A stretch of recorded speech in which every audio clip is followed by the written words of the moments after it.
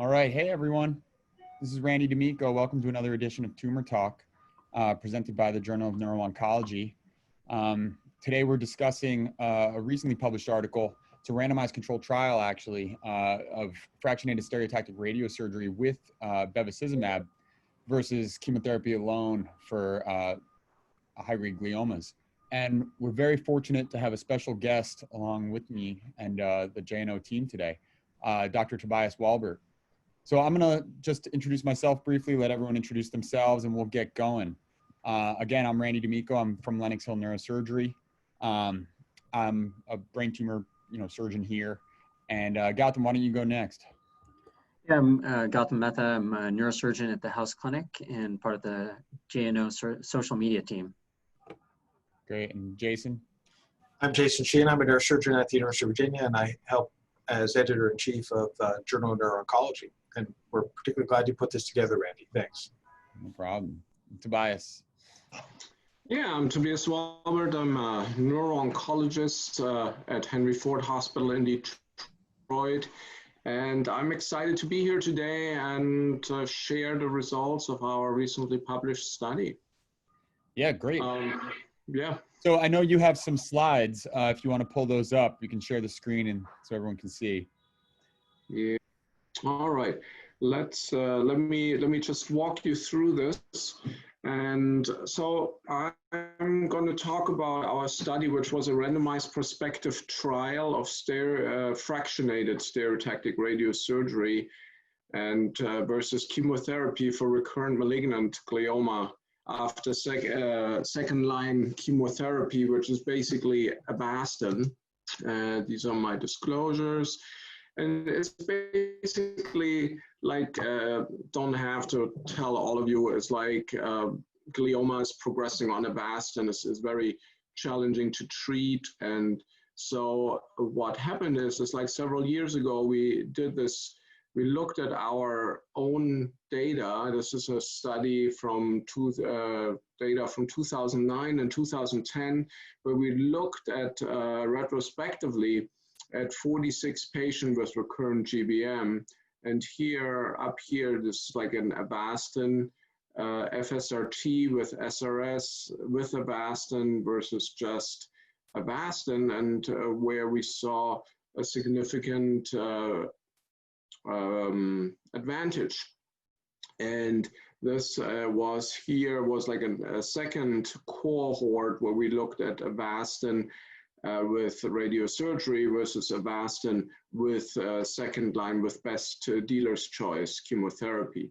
So based on that paradigm of that data that we saw there, we really developed a prospective study to look at fractionated radiosurgery versus chemotherapy for recurrent progressive high-grade glioma. So these were patients who basically failed Avastin, and the goal was like to have 76 patients randomized to two arms. Arm one basically received fractionated radiosurgery with Avastin, followed by Avastin-based chemotherapy. And the other arm basically just got the Avastin plus chemotherapy. And so we looked at the ultimate outcome was the primary endpoint was local tumor control, and then progression-free survival, and then we looked at some other markers. So looking at, this is all about the same, 76 patients, 38 per arm, 80% power. So to put it, this is how the radiation treatment looked like at our institutions. We looked at different avenues, and basically we use a frameless system, and which especially for is really needed for the fractionated treatment, and did like 32 gray to the gross target volume. So that is like your enhancing lesion, and 24 6 gray times 4 for the clinical target volume, the flare abnormality. And so you can see here is like the doses like we didn't have any real issues with radiation necrosis, but when you look here, it can really make people uncomfortable because these can be really high areas. These are actually, I don't think these were gray. That's is wrong here. So those doses were based on the previous study. Yeah, on the retrospective, like they looked back at 5, and I think it's like really, I think this like was like, I'm not sure what, there was not a clear dose finding how many fractions. So it was just like in our institutional standard at the 4 fractions. And this was over and above what what the upfront radiation therapy dose had already been, which was around 60 gray in most instances. Correct. So this is upfront and pretty much same area, irrespectively if there was radiation before. Yeah. And so what we saw is it's like the Avastin, and here really the chemotherapy.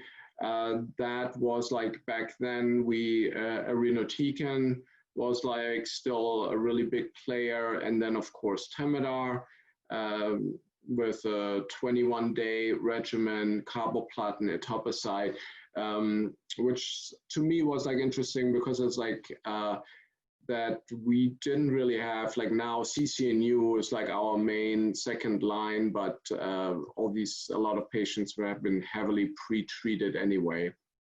So this was the flow schema for the study. And I think it's like the first thing you really see that we randomized 35 patients. So that was like, really to cut to the point, is like one of the limitations of the study is that we really felt that we hit a dead end with recruiting, and short of widening the study to a multi-institutional design, that we only could accrue 35 patients.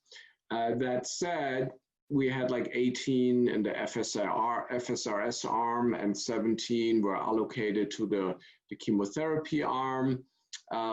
We had like the ones that could be analyzed at the end was really 18 and 17. So that all worked out well.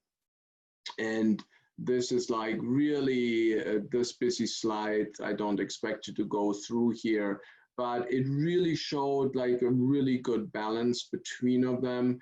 And when we looked at different markers, we don't have the, I don't have the moleculars here, but when we looked, like for example, at MGMT, it was actually that if at all the FSRS arm had more unmethylated patients. So if we would look at any balance issues, it was more that the FSRS arm actually was like at a disadvantage. So, which at the end is like looking at that, this is like really showed a great benefit. Is like when we looked at progression-free survival, where the FSRS arm was really had like 5.3 months versus 1.8.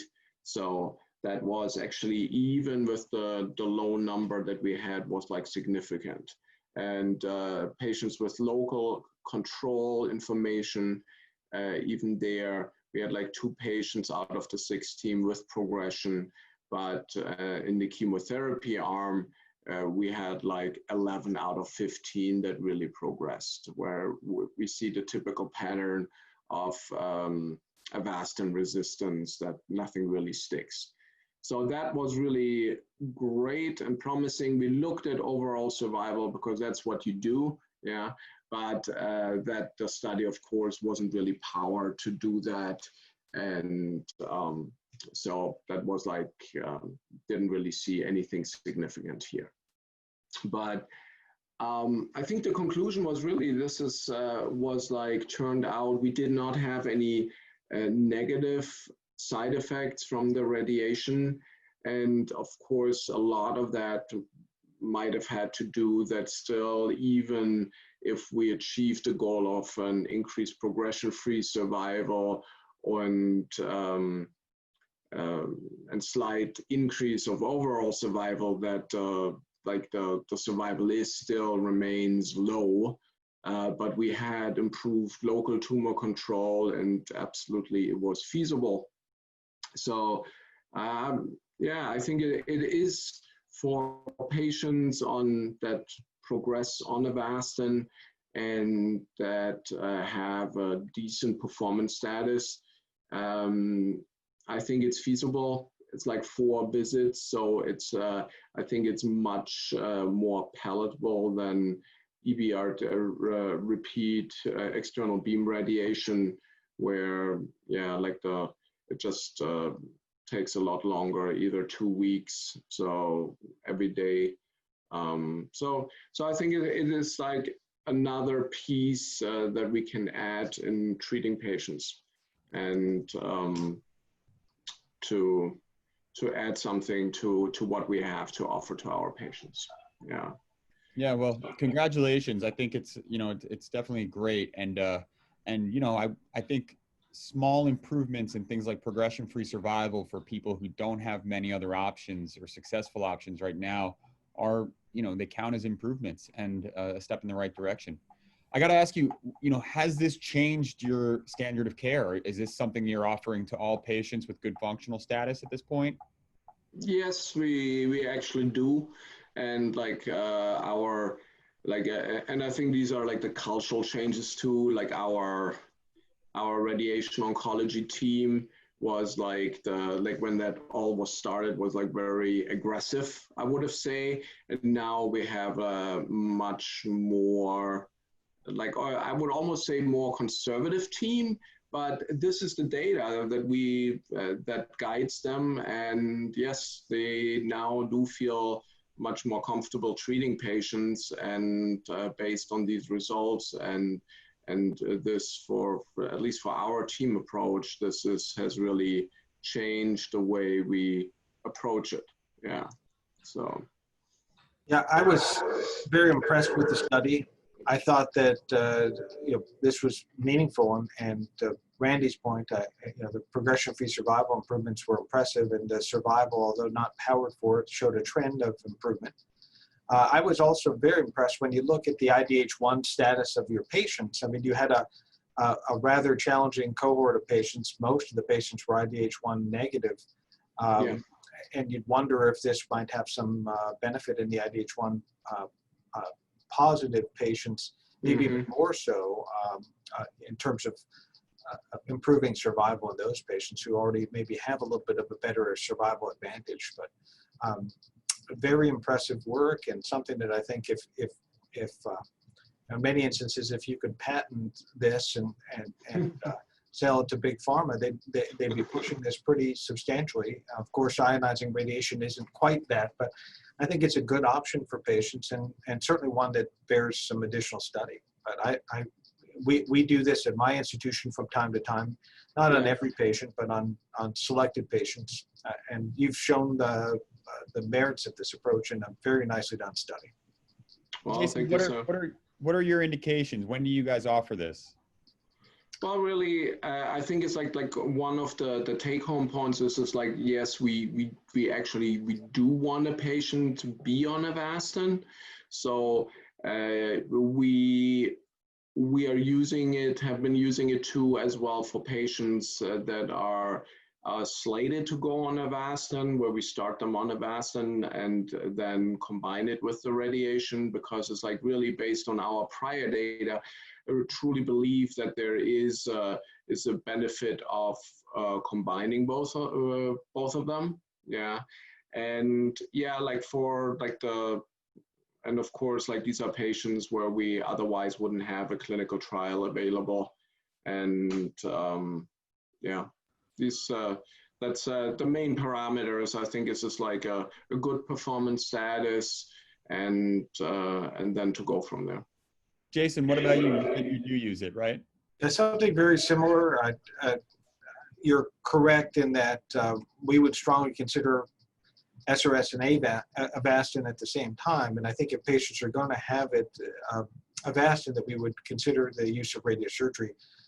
Much like this study, I mean, they really saw no grade 4 toxicities and minimal grade 3 toxicities.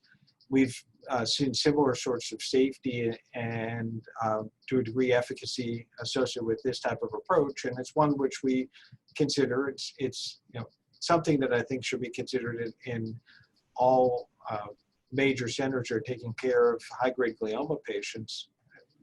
That radiosurgery should be part of the offerings, and as we think about the integration of this with Avastin, I'd say probably the last handful of patients we've treated here at UVA, have all been given concurrent Avastin with radiosurgery. Yeah, and of course, it's probably the same. Like, sorry, go ahead. Gautam was going to say something before. I wanted to see if he still had it. Oh yeah. Similar question, but in this the two cohorts, there were mixed high-grade gliomas.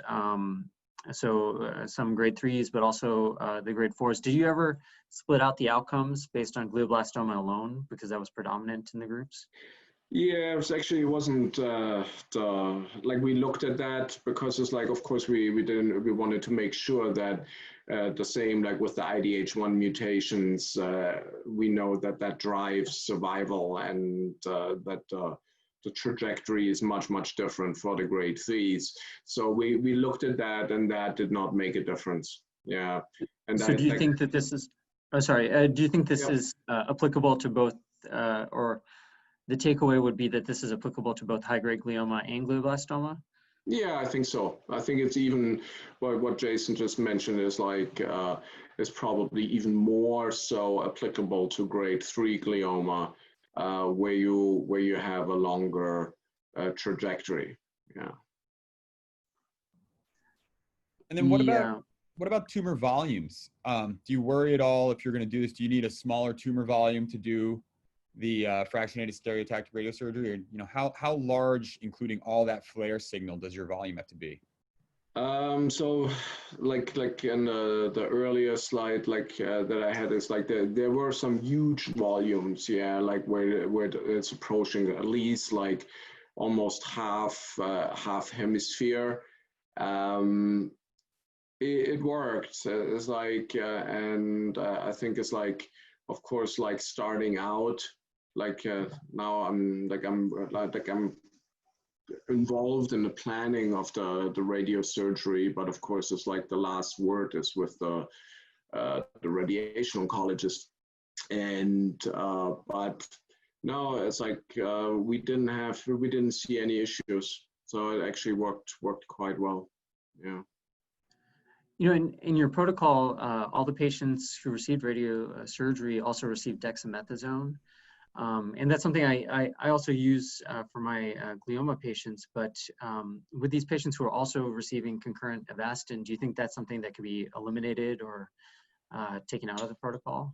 That's a good question. Yeah, we know that at least like all that anti-inflammatory and edema, that Avastin works actually better than, like for radiation necrosis. We know that Avastin works probably better for that than for glioma themselves. So yeah, the idea is to suppress inflammation. So yeah, I would feel comfortable.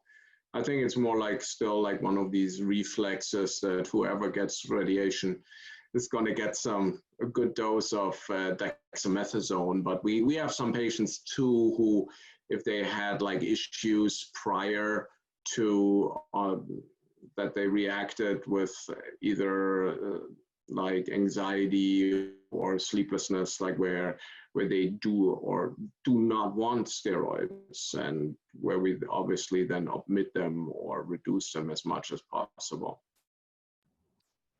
So, what are the next steps moving forward? Are you guys looking into this more? Are you changing the protocol, looking to enroll more?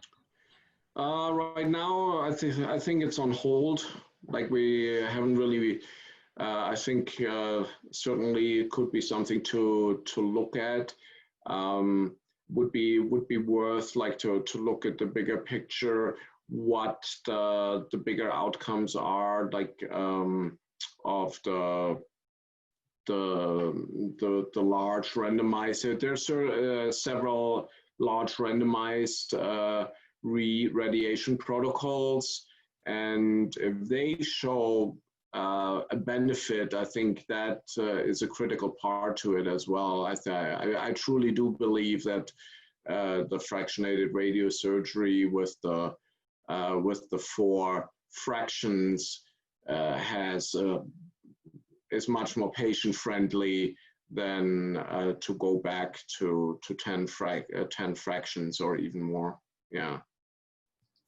I wholeheartedly agree. I mean, I think you've got a very patient appealing approach with 4 fractions. In your protocol, you had indicated, or in your paper, that the fractions were done over 2 weeks. Do you have any, is there an optimal time frame that you think those fractions should be delivered? And is there any thought to some adaptive planning in the midst of those? For instance, if you got to scan between fraction 2 and fraction 3, do you think that you would see an early response? And I'm not certain. Yeah, no, we didn't, certainly didn't look at these changes. We're starting right now, like we're looking at MR guided in real time. I knew you'd had some capabilities for MR guided procedures, so I was wondering if that might be an opportunity there. Yeah, we're looking more in the upfront treatment, because like over the 6 weeks, of course, you have like much more changes. And so we're looking there right now, where patients get like once a week or twice a week an MRI, and to look at any changes. So that's really exciting. And but like with the spacing, I think the idea was just like really over the 2 weeks to give some recovery time in between, and with the fractionating, so that you can achieve these high doses that we give them. Yeah. One thing that I didn't see explicitly in there was about reoperations. And so, how many recurrences were these patients? They were obviously on Avastin, they had failed Avastin. Were there anyone who had been operated on 2 or 3 times in this study? Yes. So these were all heavily pre-treated patients.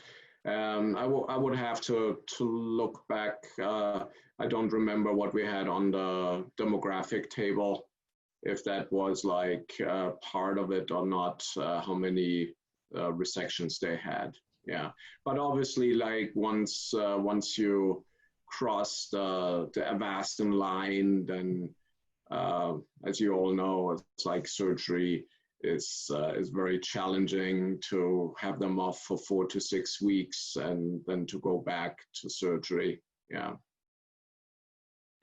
Well, listen, I think it's great. Another reason I really enjoyed reading about this and wanted to talk to you about it. Before I left training, Mike Sisti would do this all the time, especially on recurrences. And we had just gotten the new Gamma knife with the frameless, mask-based registration, and he was saying this is the future of this. And so I'm glad to see there are some results supporting it. And yeah. I think you did a great job, and I really appreciate your time. We try to limit these to about 30 minutes. So if there's anything else you want to add in, please feel free, Jason, Gautam as well.